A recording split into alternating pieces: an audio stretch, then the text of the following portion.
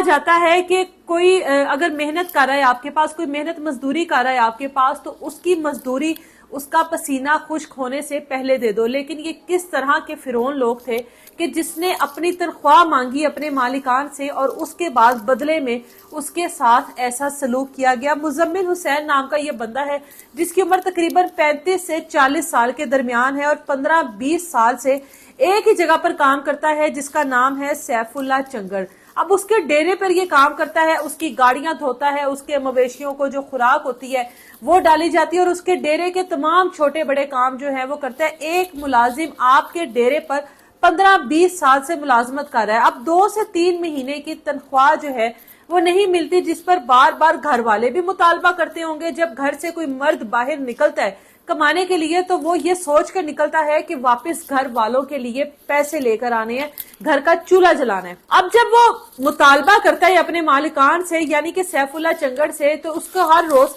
اگلے دن کل کا اس کو لارا لگایا جاتا ہے. ایٹ دا اینڈ جب گھر والوں نے مطالبہ زیادہ کر دیا کہ اب تو گھر میں کھانے کے لیے بھی کچھ نہیں ہے، تو آج ہر حال میں تنخواہ لے کر آنی ہے، جس پر گھر والوں کے پریشر میں آ کر یا گھر میں بھوک دیکھ کر، فاقے دیکھ کر اس نے مطالبہ کیا کہ آج مجھے تنخواہ چاہیے. پچھلے 2-3 ماہ سے میں یہی سنتا آ رہا ہوں کل، لیکن وہ کل نہیں آئی، جو کہ سیف اللہ چنگڑ کو گوارا نہ ہوا کہ مجھ سے آخر پیسوں کا مطالبہ کیا تو کیا کیوں.